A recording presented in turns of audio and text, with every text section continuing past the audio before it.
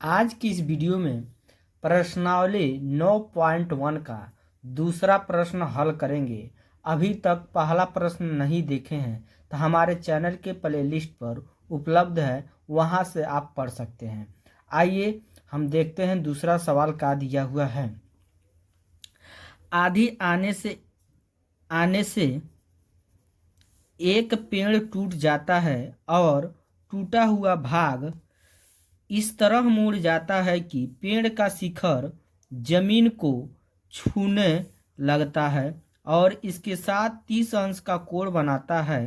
पेड़ के पाद बिंदु की दूरी जहां पेड़ का शिखर जमीन से छूता है 8 मीटर है। पेड़ की ऊंचाई ज्ञात कीजिए। तो इस प्रश्न में सबसे पहले तो हम फिगर बनाएंगे। फिगर बना के हम क्या करेंगे, हल करेंगे। तो फिगर हमारा कैसे बनेगा, हम प्रश्न के अनुसार हम चित्र को यानी फिगर को हम बनाएंगे। ठीक है, तो यहाँ पर दिया है कि आंधी आने से एक पेड़ टूट जाता है, ठीक है, और टूटा हुआ भाग इस तरह मुड़ जाता है कि पेड़ का शिखर जमीन को छूने लगता है। यानी एक हमारा सीधा एक पेड़ है, ठीक है। अब पेड़ जो है आधे पर से का होता है, टूट जाता है। तो वो उसका जो टूटा हुआ जो भाग होता है उसका शिखर जमीन पर छूने लगता है। तो इस चित्र में हम जानेंगे, ये हमारा AD एक पेड़ है जो आधी आने से हमारा आध पर से का होता है, टूट जाता है। जो हमारा टूटा हुआ भाग क्या है, BC है, ठीक है। टूटने पर क्या होता है, इस जमीन पे छूने लगता है। क्या चीज छूने लगता है कि जो हमारा पेड़ का जो शिखर है ना, पेड़ का शिखर का होता है, छूने लगता है। ठीक है, तो जैसे ये हमारा AD क्या है, एक सीधा पेड़ है। अब यहाँ इस पेड़ जो पेड़ है आधा पर से का होता है, टूट जाता है। जो ये वाला हमारा है, ये समझिए एकदम सीधा ही टूट के एकदम ऐसे यहाँ पे का होता है, झुक जाता है, जो जमीन पर छूने लगता है पेड़ का शिखर। ठीक है, तो उसके बाद से कहा है जो पेड़ का शिखर जमीन से छूने लगता है और इसके साथ 30 अंश का कोण बनाता है। यानी यहाँ पर कितने अंश का कोण बना रहा है हमारा, तो 30 अंश का कोण बनाता है। कितने अंश का, तो 30 अंश का। अब उसके बाद से कहा है पेड़ के पाद बिंदु कौन होगा, ये पेड़ के पाद बिंदु ये होगा, ठीक है। नीचे वाला हिस्सा पाद बिंदु होता है, तो पेड़ के नीचे वाला हिस्सा कौन है, A बिंदु है जो यहाँ पर है, ठीक है। उसके बाद पेड़ की पाद बिंदु की दूरी जहाँ पेड़ का शिखर, तो पेड़ का शिखर कहाँ है, यहाँ पर बिंदु C पर है, ठीक है। शिखर जमीन को छूता है 8 मीटर है। जो हमारा इस पेड़ के पाद बिंदु से और पेड़ का जो शिखर है जो जमीन से छूता है, इसका दूरी कितना हमारा 8 मीटर का है।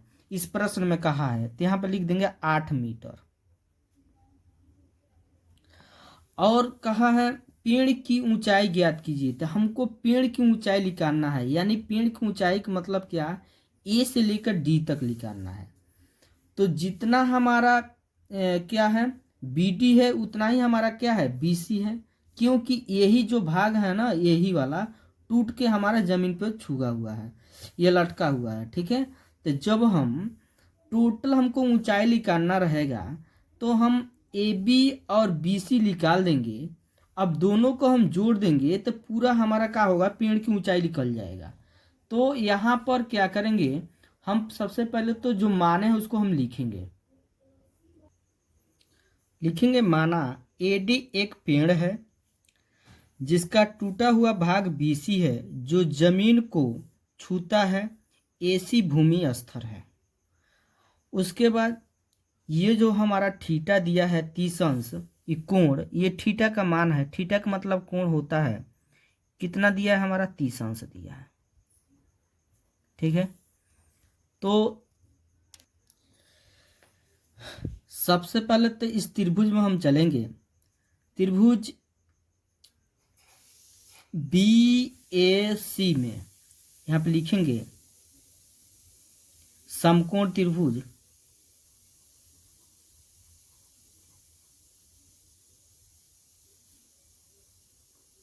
बी ए सी में। अब इसमें क्या करेंगे हम, ये जो ए बी दिया है और क्या दिया ए सी, ए बी भुजा और ए सी भुजा हम ले लेंगे।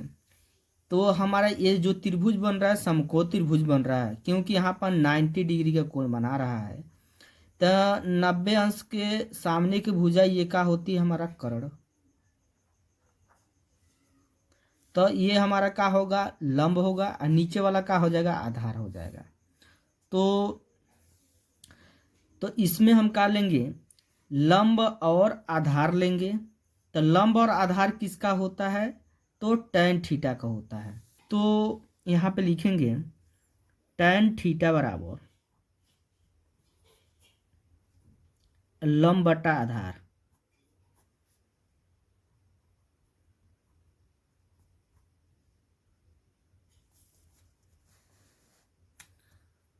तो tan थीटा का जगह कितना हो जाएगा हमारा 30 अंश, बराबर उतार देंगे। लंब कितना है, तो लंब हमारा क्या है, ए बी है। आधार क्या है, आधार यह है ए सी। अब मान रखेंगे tan 30 का मान क्या होता है, 1/√3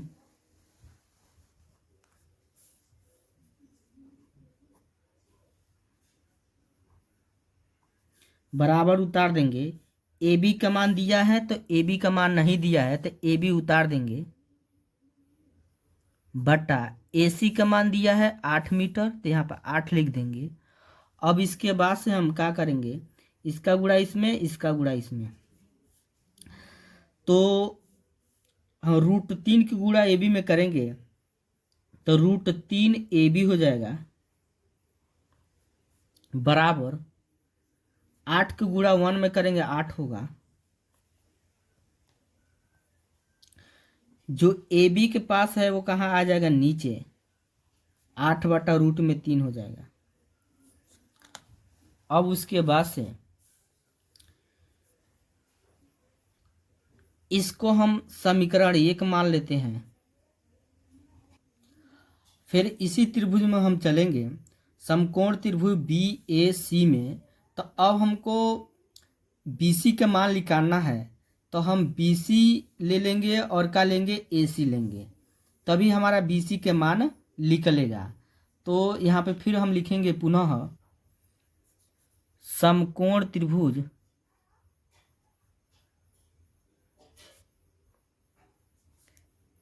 बी ए सी में, ठीक है। तो इसमें हम जानते हैं क्या, ये होगा हमारा कर्ण, ये हमारा क्या है, आधार। तो इसमें हम आधार और क्या लेंगे, आधार और क्या ले लेंगे, कर्ण लेंगे, ठीक है। तो आधार और कर्ण किसका होता है, तो cos थीटा का होता है, ठीक है। तो यहाँ पर हम cos थीटा का प्रयोग करेंगे। cos थीटा बराबर सूत्र होता है cos थीटा बराबर आधार बटा कर्ण।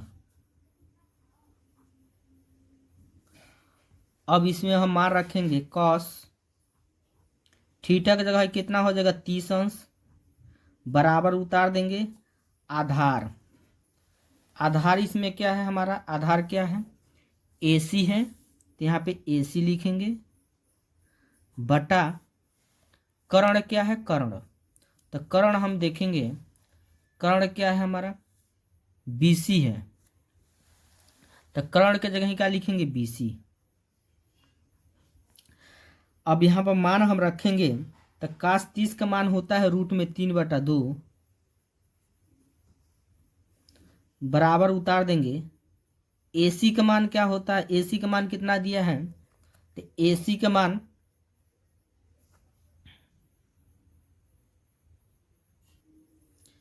AC का मान कितना दिया है 8। तो AC की जगह हम क्या लिखेंगे 8 बटा BC। तो BC के मान कितना दिया है BC का मान निकालना है, नहीं दिया है तो BC लिखेंगे हम। ठीक, अब हम फिर क्या करेंगे तिर्यक गुणा, इसका गुणा इसमें, इसका गुणा इसमें। तो BC गुणा √3 में करेंगे तो कितना होगा, √3 BC हो जाएगा, बराबर 2 को गुणा 8 में करेंगे तो 16 होगा। तो BC के जो पास है वो कहाँ आएगा, नीचे, 16 बटा कितना हो जाएगा √3। ठीक, ये समीकरण नंबर का हो जाएगा 2। तो समीकरण 1 और समीकरण 2 को क्या करेंगे, हम जोड़ देंगे तो कुल पेड़ की ऊंचाई हमारा निकल जाएगा। ठीक है, तो यहाँ पे लिखेंगे समीकरण 1 प्लस समीकरण 2। तो समीकरण 1 क्या है, यही दिया है, AB प्लस BC। तो AB का मान कितना है 8 बटा √3, तो 8 बटा √3 प्लस उतार देंगे। BC का मान कितना दिया 16 बटा √3, तो 16 बटा √3। अब इसमें हर बराबर है, √3 इसमें भी है, √3 इसे हर बराबर है, तो एक √3 को उतार देंगे और ऊपर हम क्या करेंगे जोड़ेंगे। तो जोड़ने पे कितना होगा 24 होगा, 8 और 16 जोड़ेंगे तो कितना होगा 24। यहाँ पर हर का परिमीकरण करेंगे क्योंकि √3 आ गया है, तो ऐसे स्थिति में हर का परिमेयकरण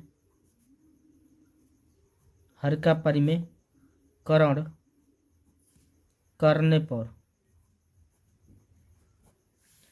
तो फिर उतारेंगे 24 बटा √3। ऊपर नीचे हर का परिमीकरण करने का मतलब ऊपर नीचे हम क्या करेंगे √3 से क्या करेंगे गुणा करेंगे। जो मान हमारा दिया रहता है नीचे उसी मान से हम क्या करते हैं ऊपर नीचे गुणा कर देते हैं। तो 24 को गुणा √3 में करेंगे तो 24 √3 हो जाएगा, और √3 के गुणा √3 में करेंगे 3 होगा, 3 बटे कितना हो जाएगा 24। यहाँ पर बचेगा 8 √3 मीटर। तो हमारा कुल पेड़ की ऊंचाई हो जाएगा 8 √3 मीटर। तो यहाँ पे लिख देंगे अतः पेड़ की कुल ऊंचाई